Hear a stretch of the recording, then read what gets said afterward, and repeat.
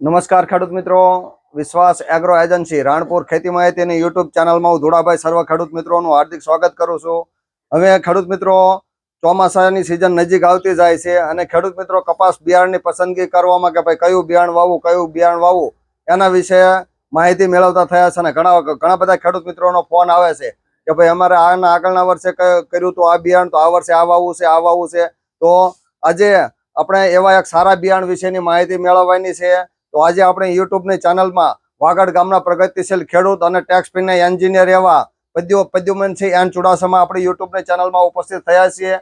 તો બાપુએ આના આગળના વર્ષે અલગાર ગોલ્ડ કિંગ કંપનીનું જે અલગાર આવેલું છે એ 30 પેકેટનું વાવેતર કર્યું હતું અને કહે છે આ વર્ષે મારે અલગારનું આ વર્ષે વળી પાછું 30 પેકેટનું વાવેતર કરવું છે. તો બાપુને આપણે પૂછ્યું કે ભાઈ તમે જે અલગાર વાવ્યું હતું તો એ અલગાર તમે શા માટે આ વર્ષે પણ 30 પેકેટનું વાવેતર કરું, તો આ વેરાયટી કેવી થાય છે અને બિયારણ કેવું છે એના વિશેની માહિતી મેળવશું.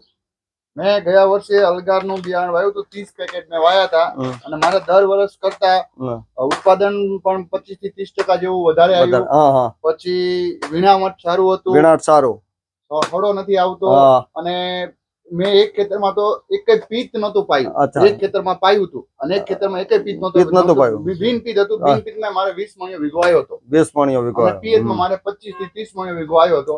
ઓવરઓલ ગયા વર્ષે મારે સારું રહ્યું ને આ વખતે મારે બીજા 30 થી 35 પેકેટ લેવાના છે. મારા પેકેટ તમે બુક કરીને રાખજો. એટલે આ વર્ષે પણ 30 થી 35 પેકેટ લેવાના. અલગાર 55 ના આ પેકેટ મારે લેવાના છે આ વર્ષે પણ. તો તમે ઘણા બધા ખેડૂત મિત્રો એમ કહેતા હતા ભાઈ તમે પદભાને કયું બિયારણ આપ્યું હતું કે એ કે જે વાવ્યું હતું એ દર વર્ષ કરતા તમારે કપાસ કેટલા મણ વધારે છે? દર વર્ષે મારી સરેરાશ એવરેજ 1000 થી 1200 મણ કપા હોય છે મારે બધું. આ વખતે મારે 1500 થી 1600 મણ કપા થયો અને મારા ગામના 2-5 ખેડૂતે મને કીધું કે તમે આ ખેતરમાં વાવ્યું હતું કયું બિયારણ, તો મેં એમને કીધું હતું અલગાર 55 વાવ્યું હતું. હું આ વખતે લાવવાનો છું, તો તમારી ઈચ્છા હોય તો ધુડાભાઈને અહીંયા વિશ્વાસ એગ્રોમાં તમે બુક કરાવી આવજો.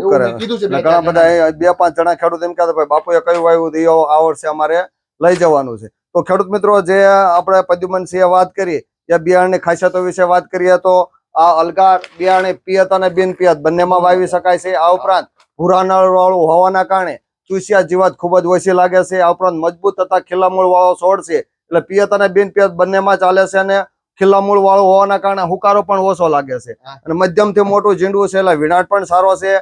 અને આમાં શું એકદમ ટૂંકી ઘડીએ ઝીંડવું બેસે છે અને પુષ્કળ પ્રમાણમાં ઝીંડવા બેસે છે અને વધારે ફળાવ ડાળીઓ હોવાના કારણે ઘણા બધા ખેડૂત મિત્રો અલગારની પસંદગી કરતા થયા છે. તો બાપુએ જે આજે માહિતી આપી છે અલગાર બિયારણ વિશે, એ ખરેખર ખેડૂત મિત્રો, જો તમે એકવાર બાપુએ વાવ્યું છે તમે જો વાવ્યો તો એક વખત વાવો તો ખબર પડે.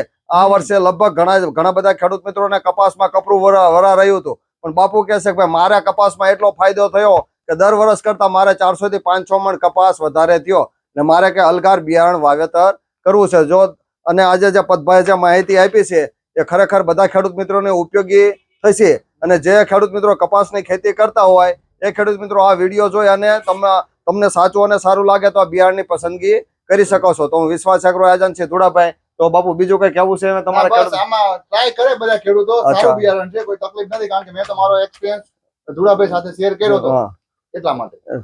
તો બસ આજે જે બાપુએ માહિતી આપી એ અલગાર બિયારણની તમે પસંદગી કરો અને વધારેમાં વધારે ઉત્પાદન મેળવો. અને આ વર્ષે ચોમાસામાં ખેડૂત મિત્રો કપાસનું વાવેતર થોડું ઘણું ભાવના કારણે કદાચ ઘટે, પણ ઘટે તો ભાવ પાછા સડે. વરિયાળી જેવું થાય છે. આ વર્ષે તમે વરિયાળી વાવી છે, ગયા વખતે અને આ વર્ષે વાવી તો ખેડૂતમાં બધા એમ કે વરિયાળીનો ભાવ સડ્યો. એટલે આમ બાપુ એન્જિનિયર છે એટલે ખેતીનો પણ પ્લાન કરીને ખેતી કરે છે.